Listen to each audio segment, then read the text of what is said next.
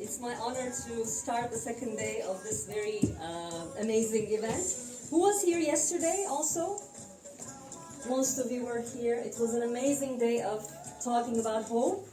We talked about philosophy of hope. We talked about the psychologists. We talked about hope being a good thing. We talked about hope being a maybe not such a good thing. So it was very mind-opening, and today I'm going to try to keep up the energy of that mind-opening energy of this event.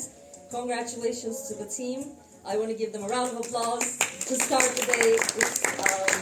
Especially the visuals of the event were really interesting to me. It's spring, and it's a green background that says hope. It really gives the energy of spring as well. And today, actually, I'm going to invite us to stand up, if that's okay for everyone, because it's Sunday morning, 10 a.m., and we'd rather sleep in or be in our beds or just chilling on a Sunday morning. And we're all here, so I'm going to try to wake us up and get us in the mood for hoping. And if you don't mind, if that's okay for you, I would like us to, all of us, to stand up and to maybe stretch and take a deep breath, if that's what you want.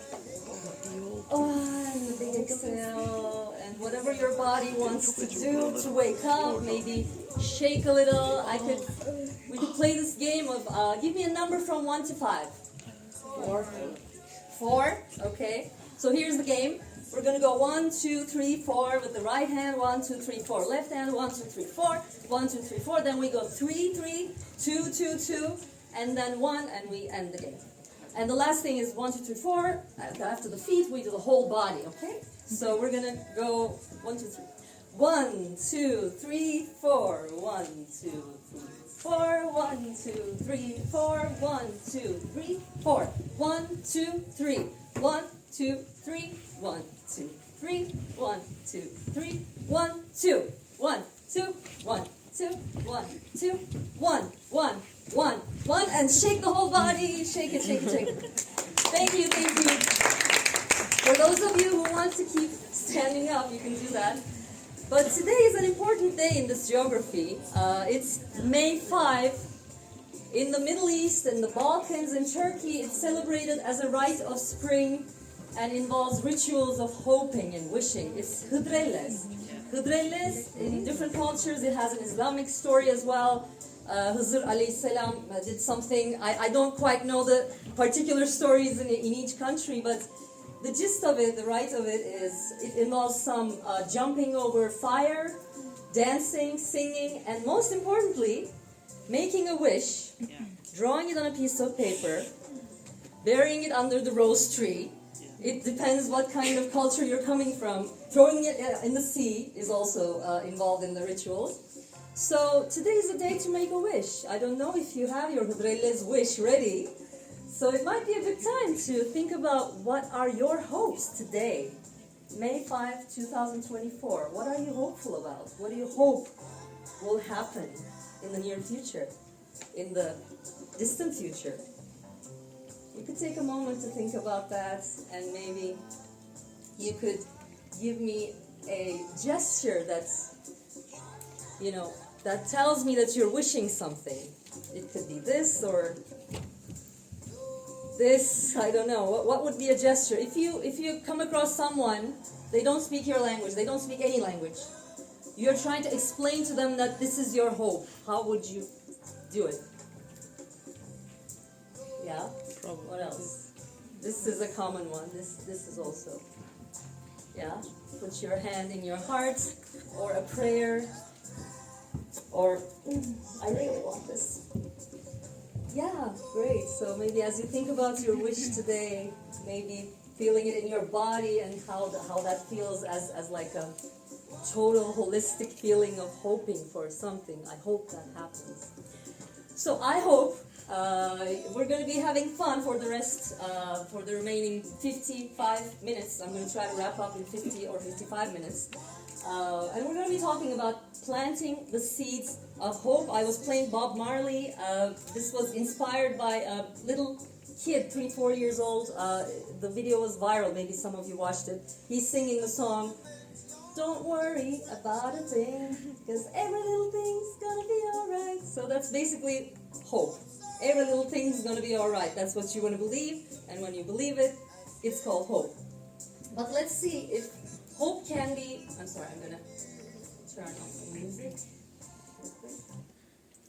That's better. Okay, now you can hear me better, I guess. Planting the seeds of hope, an applied positive youth development outlook to supporting hope in young people. It's a mouthful of a title, and just saying the title takes 3 minutes.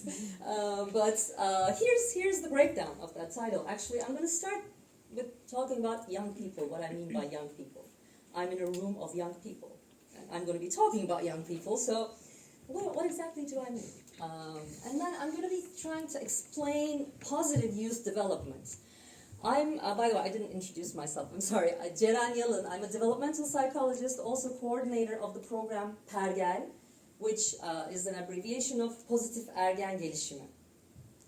Now, in English, positive youth development sounds more of a positive vibe to it, but in Turkish, when I say Pozitif Ergen, people look at me and they're like, Pozitif Ergen? Is there such a thing? It's basically, in English, it's like saying positive teenage development. The word ergen and teenage doesn't quite have good connotations, let's admit it, and we're going to be talking about those as well. And I'm also going to be defining hope from the perspective of developmental psychology as well as positive psychology and positive youth development. Yesterday we heard a lot of different definitions of hope, and we're going to be asking some more questions. Some of the questions will remain unanswered. You'll be thinking about those questions, and some of the questions I'm going to try to answer from the point of view of developmental psychology. And lastly, I'm going to be talking about planting the seeds. Can you plant the seeds of hope? Do you want to plant? What should we plant the seeds of hope? Should we hope for the new generation, younger people, to be hopeful? Yes? Yes. We should teach them hope, yes? No, we shouldn't teach them hope. That's not a good thing to teach. Okay. Okay, so my point will be spoiler. Here's a spoiler. We should. And we can.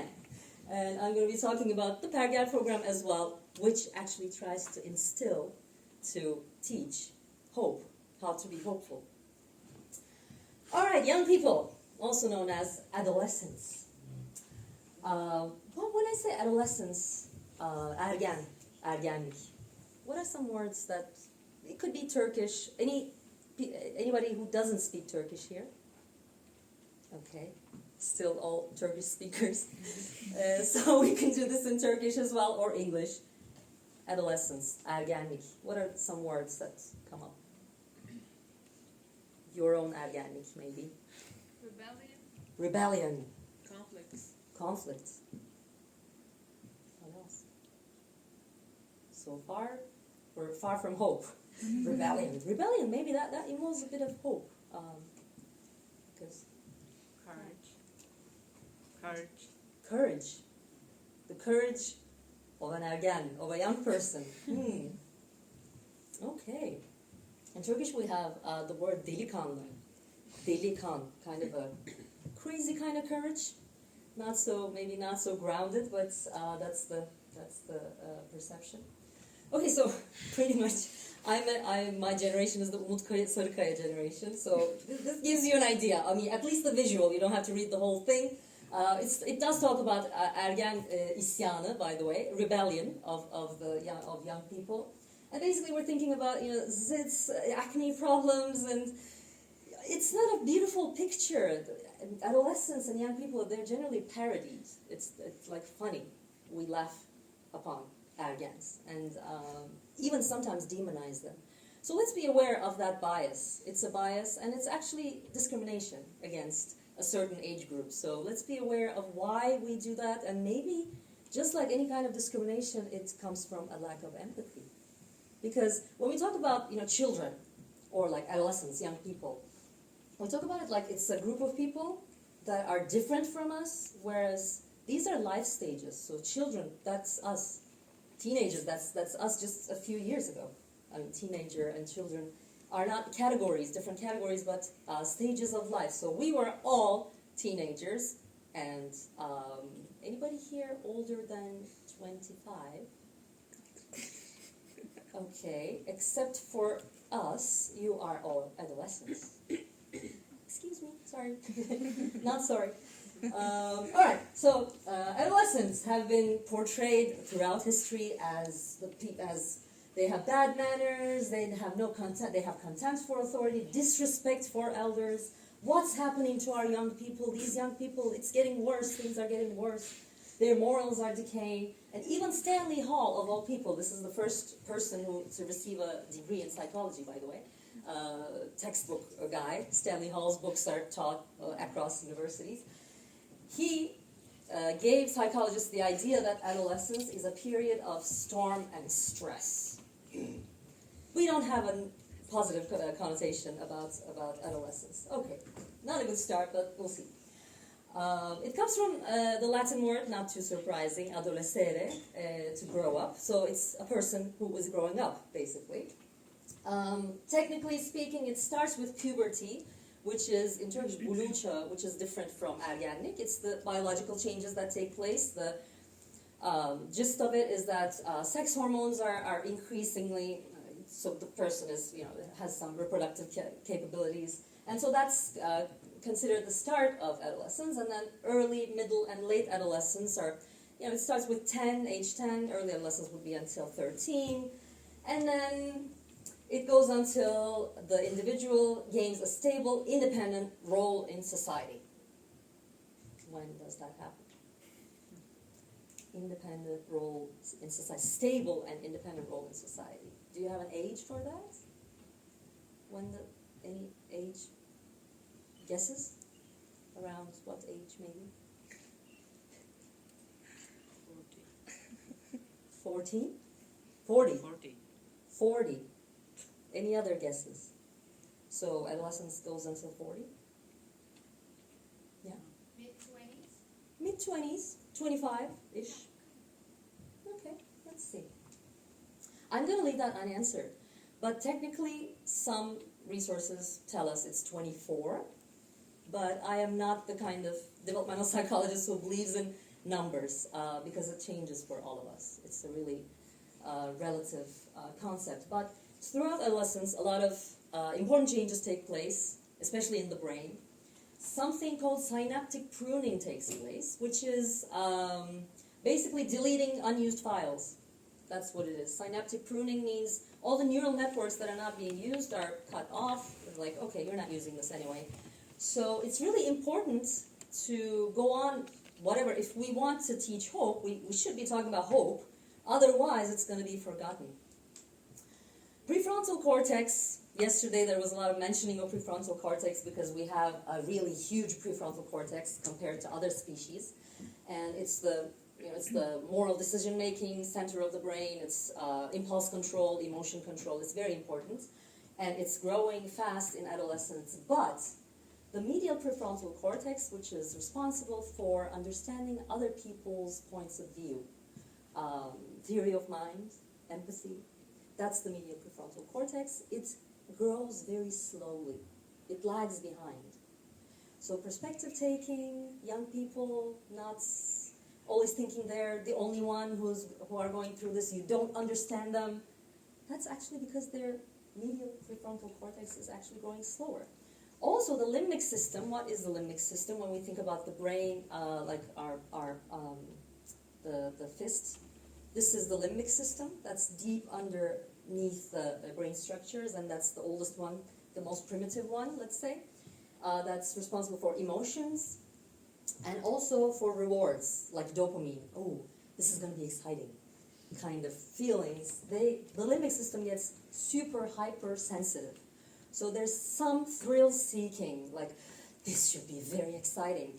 To us, or to the non-adolescent, something may feel just, over 10, it might feel 5, but to an adolescent, it's going to feel like 8 or 10, kind of exciting. So that's because the limbic system is hypersensitive, and the prefrontal cortex doesn't grow as fast to be able to tell the limbic system, no, just calm down. So there are some lags between the growth of these parts in the brain. And there are some myths about human development, actually, specifically adolescent development. Let's bust those myths and just leave here knowing the facts and not the myths. Brain development stops at the end of adolescence.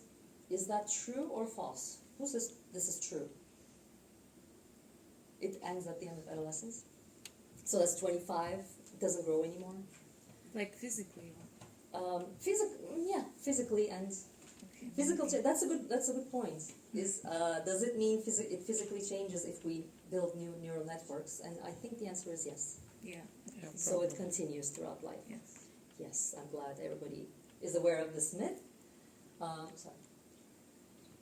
The adoption of many adult roles such as marriage, parenthood, and employment can start much earlier in some cultures, meaning they might start during adolescence in some cultures. Is that true or false? True? Yes, it doesn't mean it's right, but it's true. In some cultures, adolescence is the time when people get married, they build a family, they have kids. From a perspective of child rights, that's wrong. But the world is a huge place, and there are many different cultures. And despite the fact that it's legally now considered wrong, in some cultures, actually, young people gain employment and become parents and get married. So there's a lot of variance. When we talk about adolescence, there are different kinds of adolescence across the globe. HIV, suicide, and violence are among the 5 leading causes of death among adolescent boys and girls. I'm sorry, this is a dark picture. Do you think this is right? This is true? Yes? Probably. Yes, unfortunately. This is from UNESCO's findings. So yes, there are some mental health issues to be addressed during adolescence. Young people spend more time out of the home and in community settings than children do, meaning they interact with and can be influenced by a wider variety of people, both peers and adults. Is that true? Okay, that's true. Does that mean family is no longer important? Yes. Family is no longer important? Okay. Very cross-culturally minded crowd today. Yes, family is still important, although the Freudian and psychoanalytic outlook stresses that concept of separation. You have to have this separation. You have to fight with your parents and be enemies for a while, and then your healthy identity development happens. That's no longer the widely accepted view. Family is still important, and a lot of the research across the globe shows this. Frequency of family activities is actually more predictive of well-being than economic variables in most cultures. Value of children, meaning if they have a psychological value or economic value. And parenting attitudes and behaviors vary across cultures.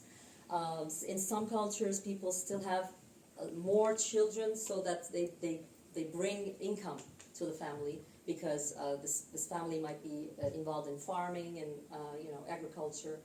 So it depends on the kind of culture. And immigrant youth, actually. Immigrant youth Turkish immigrant youth in Germany, Syrian immigrant youth in Turkey, Mexican immigrant youth in the States. They act as an asset to their families because they speak the language of the culture and their parents don't. And so they act as intermediaries, and this has positive outcomes for the family, for themselves, and for the society. So they have an important role. Do you think young people of today, so let's talk about adolescents that are younger than you are, so below 20, let's say 14 to 20 or 10 to 20. Do you think the teenagers are hopeful today? More hopeful than older people? More hopeful. Yes, I guess. Do you think, okay, not too many people. Do you think they are less hopeful? More people think that younger people today are less hopeful than older people. Let's see. So the 12 to 27-year-olds of today, that involves most of you, I think, is termed Generation Z. Again, I'm not the kind of developmental psychologist that likes the XYZ separation, but Gen Z, some of them call them Zoomers, and they're actually more hopeful than 40-plus people. When the Changing Childhood Project, by the way, you can look it up. It's a very it has some really striking findings. It was done by UNICEF and Gallup, the company, and they asked people. They said, "Do you agree with this statement? The world is becoming a better place." And 15 to 24-year-olds, 57% of them said, "Yeah, it's getting a better place," and 40+ people were less agreeing with the statement. And then they asked, today's children will actually be better off than their parents when they grow up. They're growing into a better world. And again, more young people said, yeah, it's becoming a good place. The world is getting to a better place. And fewer older people. So older people, sometimes our points of view of the younger people is dictated by an adult outlook to life. If we're hopeless, we're thinking young people are also hopeless, but that's not true. So, but nevertheless, these are also important because these point to some mental health issues. They're actually more anxious, more nervous, and worried than adults, and they feel more depressed than adults, than the older people. So it doesn't mean that when someone is depressed or anxious, that they're also less hopeful. That's an interesting finding. So there's hope about the new generation, about their hopefulness. Here's an interesting picture. I wanted to share this one as well, because the ones that said we will be better off than our parents were much higher in low-income countries. So the yellow ones are the young ones, purple ones are the older ones, and if you see the high-income ones, there are fewer people who think the future is going to be better. High-income countries are hopeless, less hopeful. Low-income countries are more hopeful. Why do you think that is? How come? Why would that be? Any explanations? Tabii laf vardır hocam, umut fakirin ekmeğidir. Umut fakirin ekmeği. Thank you for this. I'm glad somebody brought this up. Anybody who doesn't speak Turkish, just to check. We don't want to leave anybody behind. Umut fakirin ekmeği. Why would umut be fakirin ekmeği then? Is my question.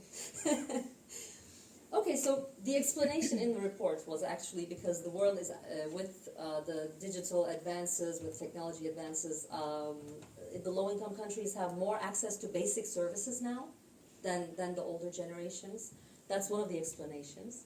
But there is that phenomenon of, all the poor countries, they're always happy. There's the Scandinavian countries are very unhappy. There's that. Also, that is also a bias. Let's be honest about it. But this is also, I think, an important finding to keep in mind and another question to keep thinking about. Again, childhood mental health has improved. Younger people think so. Older people don't think so.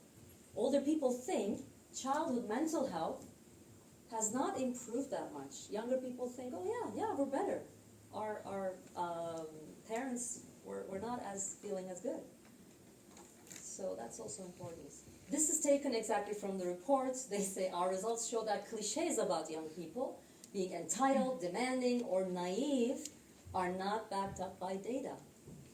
Because more young people are feeling like world citizens. So this distinction, again, the yellow is the young people. This is like the ones who say, I'm from Istanbul, I'm an Istanbullu. This is the people who say, I'm a Turk, I'm a Türkiye'li.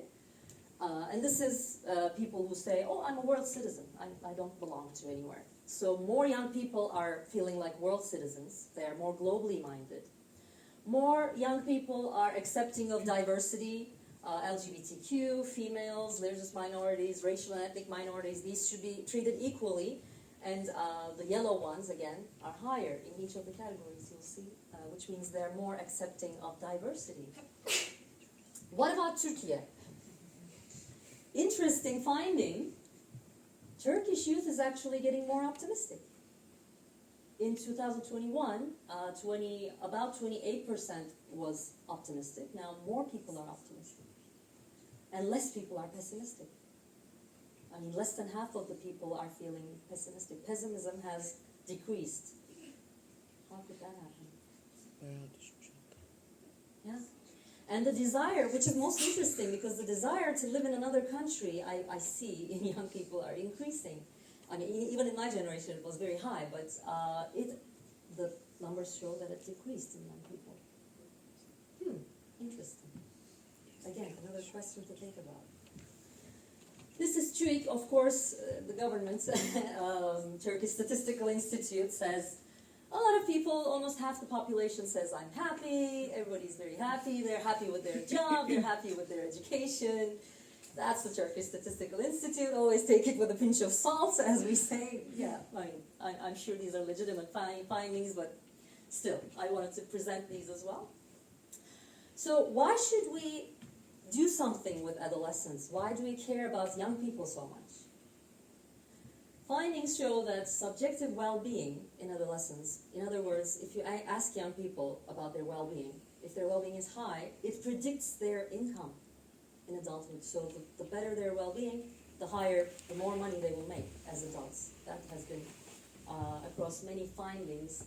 And mediation, meaning how does this come about? I'm feeling better, my well-being is higher. That makes me a more optimistic person. That gives me higher probability of going to college.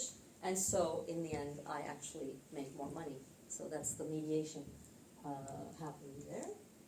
And there is a well-being research center. So we're getting closer to positive psychology. Yesterday there was some, I want to say, not so positive remarks about positive psychology. Positive psychology being sort of like a naive optimism preaching kind of discipline in psychology, which I don't agree. There's a lot of well-being research happening. One of them is at Oxford University, and they're defining areas of well-being. Like, how do you tell a person has high well-being?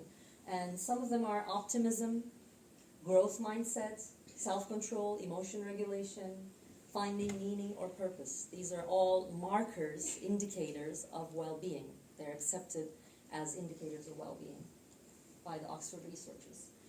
And so just a recap, just a quick recap of developmental psychology, because we're talking about adolescence and what exactly adolescents mean in terms of developmental psychology. First of all, I like this definition of developmental psychology. It's very short and sweet. It's the study of interpersonal differences in intrapersonal change, meaning some people are more hopeful, some people are less hopeful. How does that happen?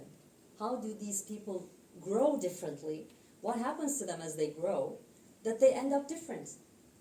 So I'm fascinated by this as a developmental psychologist. And for many years, the question that researchers debated was nature versus nurture. Are you born hopeful, or do you become hopeful as a result of your parenting or your education? So anybody who says, you know, I believe in nature, you're born a certain way, or anybody who believes in nurture, I don't believe people are born a certain way, you become who you are. Okay. Well, I'm sorry about that. That's no longer the question. They are not asking the question anymore. But I think I hear you. What the developmental psychology research is going towards is more of like how nurture happens, because we know that there's nurture happening. So developmental stages, you might remember these. Anybody who did not ever take developmental psychology or lifespan development? Okay, so this is the first time you're coming across these, maybe the first time. Freud talks about the adolescence stage as the genital stage. He likes, using, he calls it psychosexual developmental stages. He was the first one to talk about sex, and, that was cool in his day. But we're no longer really specifying or defining adolescence that way, but that's still important. He's right, sexual hormones, we were talking about that. Erik Erikson, my personal favorite, he says all of the life stages are a matter of resolving some crises. As a baby, the crisis is this world a safe place, or is it not? As a child, it's like, am I good enough, or am I not? As an adolescent, the crisis is, who am I? What am I? So it's identity versus role confusion. I don't know who I am. So as long as you resolve these crises, you're going through a healthy development. If you don't resolve the crises during those stages, you're going to be stuck with them for the rest of your life. You have to resolve these crises. That's what he says. And he says hope is the way we resolve these crises. as long as we have hope, we can resolve crises. So Piaget, Jean Piaget, he's more talking about the cognitive development that takes place throughout life, and for him it's the formal operational stage during adolescence, which means the people now can think in abstract terms, which is important, because hoping is more of like an abstract thinking skill. And Kohlberg he talks about ethical decision making, and this stage he calls conventional to post-conventional, meaning you no longer think about rules or what my parents want me to do, what the teacher wants me to do, but you think more post-conventional. It's like, I have to do this because it's human rights, you know. But not everybody reaches that stage. That's also the finding.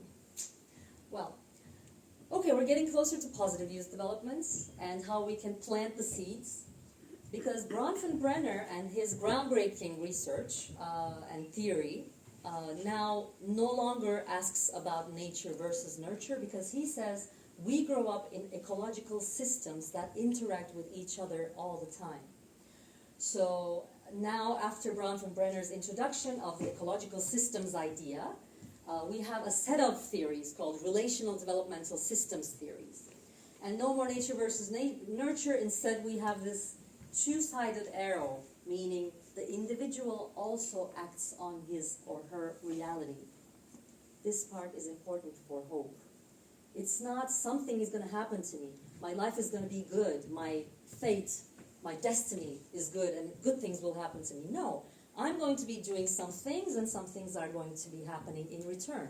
I'm constantly interacting with my environment, and that's the widely accepted view of developmental psychology today in the research that's being done. And this is if you have heard the name Bronfenbrenner, you've probably seen these eccentric concentric circles, and in the middle is the individual, and all of the arrows you see are double-sided. So the individual interacts with their family, with their school, with their neighborhood, with the religious system, with the parents' workplace even. That has some impact on the child, on the growing individual. And the individual also has some impact on what's happening. Yesterday, I think it was Ersin Hoca who was talking about his health condition, for instance. We can have health conditions that change our reality, but then the way we respond to them is what we do. It's our actions. So there's constant two-sided arrows happening. And these are called, in positive youth development, these are called developmental regulations. So we can think of hope as a kind of developmental regulation that's taking place in our personal journey. Important concepts: plasticity. Plasticity means the brain keeps changing. We are plastic. We keep changing. We are adaptive to our environment.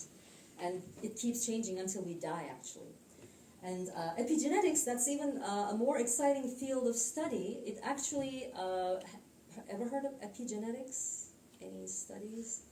Yeah, that basically our genes are also getting influenced by the environment, which is a lot of hope for change. Okay, so we're getting closer to planting the seeds. Intervention programs. Have you heard of the term intervention program? So if you want to teach, if you want to talk about hope with young people, one way to do it is to create a program and go implement that program with young people. And so far, at least until the introduction of the idea of positive youth development, the approach for young people was generally prevention approach. So reduce risk-taking behaviors, prevent addiction, or prevent crime, or prevent suicide. Whereas the positive youth development approach says they're strong and they're fine as they are. They have some internal strengths, they call them assets, and some external strengths as well that they can make use of. And what we can do is to optimize, enhance, help them grow these assets. So that's the positive outlook. And this theoretical framework is from Richard Lerner. I happen to have worked with Richard Lerner, but he's also one of the founders of the term positive youth development, the pioneers of this area. And he calls it, he has a really easy way to define a great person. You know, when you think of someone in your life, maybe, oh, they're such a great person. They're a great human being. They developed so well. Maybe you can think of, I'll give you a few seconds to think about a person. Maybe you think of yourself that way. What makes up a good person, a great person? So basically that's what Richard Lerner is trying to do. During adolescence, if you are able to, if you're supported to build these internal assets, which are competence, confidence, character, this is more about ethical decision making, connection, caring or compassion, that it leads to a sixth C, which is contribution. You become contributing to your family, to yourself, to your society, and that's the internal assets. And then you have some external assets too. You can make use of the individuals around you, the institutions, the collective action that's happening, and your access to resources. Obviously, the kind of development that a child who is in a distant village versus a child who grows up in the middle of a city will have different access to resources. But they have internal and external assets nevertheless. They're just different. Okay, so hope. Is hope a good thing? Should we really teach hope? Let's revisit that idea. Yesterday, I think it was Anıl Özge Hoca who talked about the Pandora's box myth. So basically, Zeus sends a box to humanity, says, you are terrible, I'm sending you all of these evils, these are the feelings that you don't want to feel, and I'm going to just distribute them upon you. But elpis, elpida, I think that's the Greek word for hope. It remains in the box. It doesn't get out of the box. Whatever that means. Because it's not evil, because it's a good thing, or because it was actually one of the evils, but it remained there, that's kept unclear. So, again, let's do a check. People who think hope is a good thing. People who think hope is not such a good thing. You think both. Sometimes, yes. Sometimes yes, sometimes no. Exactly. What's that? It depends on the situation. Depends on the situation. Great, thank you. Thank you. Again, from philosophy, this is important. Spinoza says hope and fear have something in common. They're both have their roots in doubt about the future. And some contemporary philosophers have talked about good hope versus bad hope, responsive hoping versus wishful hoping. It's basically just saying, I can do it, let's do something about this, versus, yeah, it's gonna be all right, man, don't worry about it, things are fine. So there is a difference, there are differences in the way we hope. And scaffolding is an important developmental psychology term because since yesterday we've been talking about how hope is about connectedness, about seeking support, about solidarity. So in developmental psychology, in contemporary philosophy, this idea still continues. Hope is a collective thing. So scaffolding, ever heard of scaffold? What's a scaffold? Scaffold is an iskelet. When you're building, constructing a building, you build a scaffold around it so that it doesn't fall apart. And scaffolding, when parents scaffold young children, they're like, okay, I'm here, I'm holding you, you can do this, and then they, just like a three-wheel bicycle. So you take out the wheels and then it becomes, you can do the actual bike. So scaffolding takes the form of peer scaffolding or self-scaffolding. It's like, you can do this, yeah, you can do this. So scaffolding is an important part of hope, says Victoria McGeer. She's a contemporary philosopher.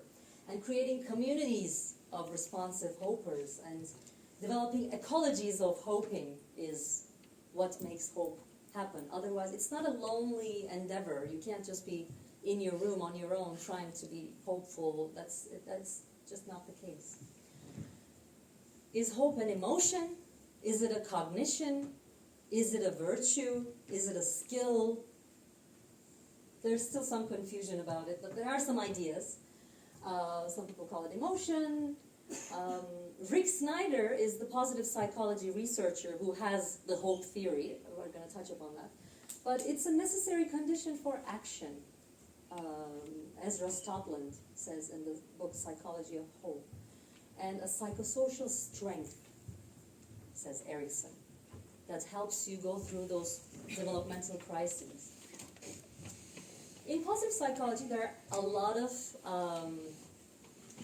concepts that are like hope. And when, like yesterday, throughout the talks, as people were talking about hopefulness, hoping, I think they were talking about a growth mindset sometimes, or self-efficacy, saying, self-efficacy is saying, I can do this. Self-esteem is, I'm good enough. Optimism is saying things are going to be fine. So how are they different from hope? And also, that's in capital letters, growth mindset. Anybody heard of growth mindset? The term mindset? It's become, thanks to popular psychology, it's a very popular thing these days, coaching, popular psychology. There's a lot of reference to growth mindset. This is way back from 2014. I think it was a website called Life Hack. So how, a growth mindset is the way to go. Like if you want to be a happy person, if you want things to go well, if you want to stay hopeful, growth mindset is the key, says popular psychology. Is that the case? Yes, it affects a lot of domains of life. Your success, how you deal with criticism, how you make friends. Actually, Carol Dweck is the social psychologist behind this theory, and she says, what kind of people you make friends with is even determined by your mindset. Because if you have growth mindset, you'll be making friends with people who think are better than you. If you don't have a growth mindset, you will be making friends with people who are not so good, not as good as you. That is even influenced by your mindset. Being afraid of change, seeing effort as necessary versus not so necessary, being inspired by others' success versus being jealous of others' success. And so basically the statements behind growth mindset is I can get better, things can get better. I can get better through effort. And it's Carol Dweck has a TED Talk. She's not the most exciting talker, but the talk is called The Power of Yet. So I can't do this yet, but I can do it in the future. Or I'm here yet, but I might be up someplace else in the future. So the power of yet. This is important because I think a lot of the recent contemporary talk about hope is really talking about growth mindset.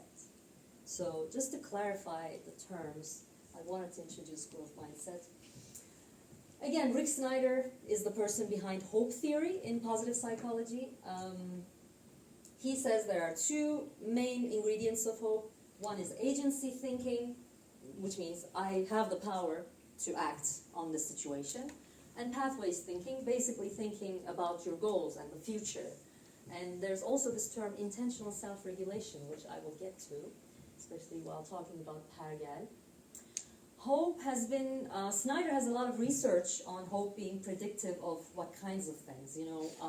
More hopeful people, are they academically better achievers? Yes. They actually take better grades, they have better coping skills, and potentially it creates broader thinking. This is Fredrickson, Barbara Fredrickson. She has a book called Power of Positivity. Basically says positive emotions make us think more broadly. So that might be the case in academic achievements. Social emotional developments, they have higher life satisfaction. People who are hopeful have more perceived competence and self-worth.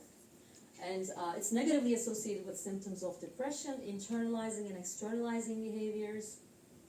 Health behaviors. Hopeful people are more likely to engage in healthy behavior. If they have a treatment for their illness, they are more likely to stick with the treatments, take their pills, or stick with a healthy regimen, exercise or nutrition, whatever it is, and so stay healthy. Higher likelihood for that.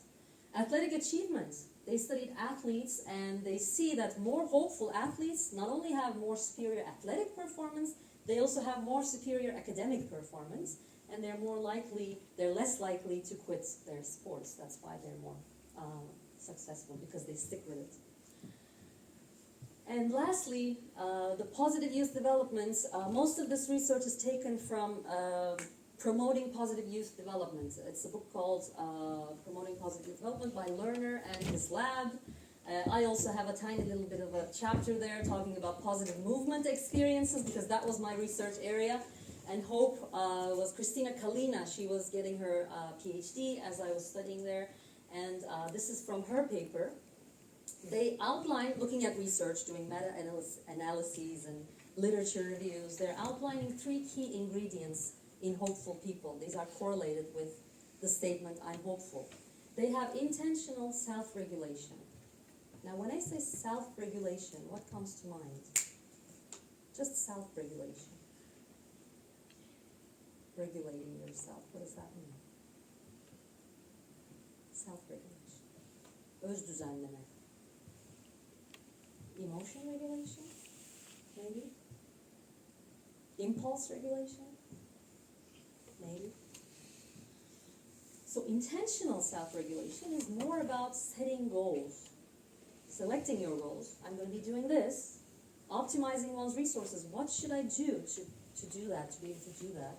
And then, if it's not going to happen, compensating, just saying, okay, I shouldn't be pursuing this goal.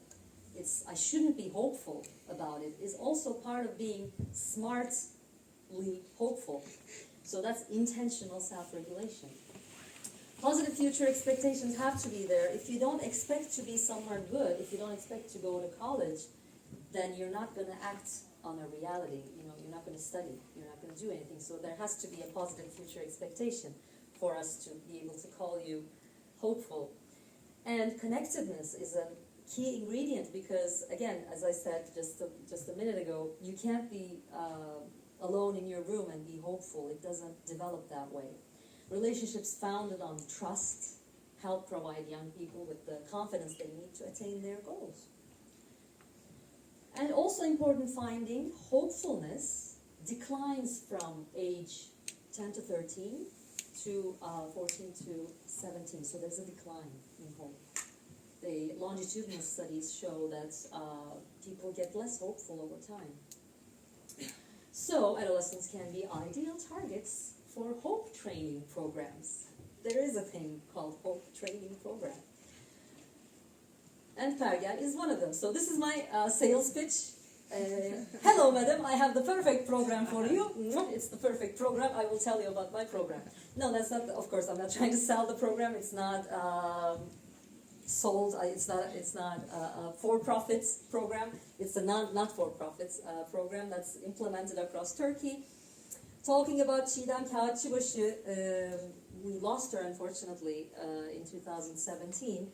And I was one of the lucky people who ended up at Koç University when she was doing the PERGEL project as a TÜBİTAK project. And we developed the program, we piloted it, and now we're implementing it across Turkey and Cyprus. It's PERGEL. Anybody who doesn't speak Turkish, again, just checking, some new people walked in. Sorry. So PERGEL in Turkish means compass. This is the shape of a PERGEL. The gadget you use to draw a circle. So the shape, the metaphor of PERGEL talks about growth mindsets. Part of us is stuck and stable, but part of us can grow as big as we want. And it also talks about autonomy and relatedness. Part of us is rooted in relationships. We can't get out of our relationships. We are part of a family. We're part of a society. But there's that part of us that's autonomous, that can do whatever they want. I mean, not whatever, but we're autonomous beings. So that's what the PERGEL program teaches. PERGEL actually is a result of a collaboration that Bilgi University is also part of, and there are some PERGEL implementers in this crowd. I'm looking for Edith. Where is Edith? Okay. All right. Dide was also here yesterday, I think, with is she mistaken? No. Anyway, so it's based on the theories that I've been talking about: growth mindset theory, 5 C's of positive youth development. Autonomous related self. Çiğdem Kağıtçıbaşı was famous for this theory. She basically said the healthy kind of self is both autonomous and related, as opposed to the Western view at that time, 50s, 60s, psychoanalytic view that says, they have to separate. They have to be a different person. But she said, no, we have to be autonomous and related at the same time. So we talk about that in the PERGEL program, and also agency and self-efficacy, which are, most of them are synonyms for hope, or being hopeful, or elements of hopefulness. So some individual life skills we talk about, and also some relational life skills, such as empathy, communication skills, conflict resolution, Because again, talking about a great person, the 5 C's, all of the theories behind it, when you think about the great people in your life, both individual and relational life skills are important. PERGEL has 14 sessions, and the different colors are individual versus relational life skills. We start with a growth mindset, talking about how the brain develops. Değişebilirlik is the session we talk about that. We end with başarı ve gelecek. So basically we're talking about hopeful futures. PERGEL now has, after the earthquake last year, which was pretty unexpected, we modified the PERGEL program to be implemented in the earthquake region, and it is being implemented there as well. It's a bit different than the original PERGEL program. And now PERGEL has an ebeveyn ergen, which is a parental PERGEL program. And it's implemented with the parent and the child and the young person together. So we're excited about it. And this is from the PERGEL program. It's from the book that we give the kids, just showing a life path and talking about the future, 1 year ahead, 5 years ahead, 10 years ahead. They think of the trees in their reality and of the hurdles, the obstacles. What can be some of the obstacles? How can I come over those obstacles? So, training the hope muscle looks like this. And we talk about their self and self-efficacy and gurur duyduğum beceri, meaning the skill that you're proud of, that thing that you would never want to change about yourself. And so they're thinking about their self-efficacy. And they're writing a letter to themselves from 10 years later. So thinking about the future, building that muscle of 10 years later, wow, I'm going to be 22. And they're thinking about that reality, and they're hoping about the future, start hoping about the future. And they do their long-term, short-term, mid-term plans. PERGEL has been found to contribute to growth mindset, but this is an important picture. There's actual decline that happens. Hope declines across adolescence. So PERGEL has a protective effect. And in terms of stereotyping, that's not our topic today, but ethical decision making, also the control group, there's a decline. Meaning ethical decision making is basically peer pressure. Let's skip school, let's do it. But if you have autonomous ethical decision making, you're like, no, I know that's wrong, I'm not going to do it. So it's important. PERGEL is protective in that sense as well. And agency, meaning I can do this, again, part of hopefulness. PERGEL, again, has a protective, not a promotive, but protective effect.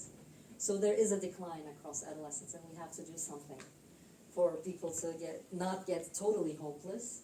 And PERGEL seems to be doing that. There's pre-tests and post-tests every time PERGEL is being implemented. And now we have a network of 10 universities across Turkey and Cyprus. Very proud of this. We work with the belediye, the local municipalities, local governments, as well as some major NGOs across Turkey. And this network involves some Bilgi students, including Elif. We have almost 300 implementers who are psychology students. So we work with grade 3 and 4 psychology students from universities. They become implementers. Their implementation is supervised by the more experienced PERGEL implementers. And so far we've almost reached 2,000 children. And this is from our trainer training at Bilgi University in February. And this is from the earthquake zone. That's especially touching. That they're implementing PERGEL there. And it's actually what we're getting from the field, from the earthquake zone, is they're saying it's helping young people show up. They're coming. We can see them thanks to PERGEL. And then over time, over the program, their hopefulness and optimism seem to grow. These are some. This is actually a video. They cut a cake. I got this video yesterday. I wanted to share it. It says PERGEL Gençliği, PERGEL Youth. They're cutting a cake and celebrating finishing the PERGEL program. So it's a very emotional affair. So basically, I try to share in my own words that hope can be something that can be nurtured and supported. And in young people, especially, supporting hope is something that we should really be considering, because otherwise there is that path towards hopelessness. And we can do this, and we have a program that we are trying out to help to support young people. Thank you. Any questions? Any comments? What's the name of the book that you mentioned? That you have a little part in it as well? Oh, sure. It's actually on my website, Okay. cerenyalın.com. If you go to publications, Positive Movement Experiences, it's called Promoting Positive Youth Development Okay, thank you. by Lerner and colleagues. So there might be other books. Okay. Thank you. Thank you. Any words? I don't want to put anybody in the spotlight, but Elif or any PERGEL people, if you'd like to say anything about PERGEL. This is not about PERGEL, it's more about hope, but it's, I also wanted to make it known that there are some intervention programs in Turkey that are working towards a hopeful future. I guess you can ask your questions afterwards as well, so. I guess that's it. Thank you. Buyurun. I'd like to appreciate your work. I think it's very relieving and refreshing that any work around youth is not just has risk in front of it.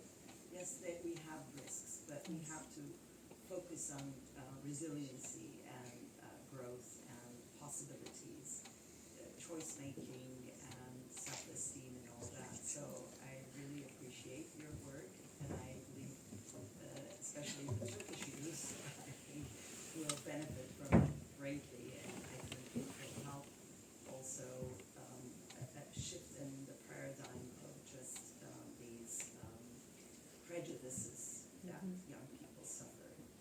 So congratulations. Thank you for that contribution.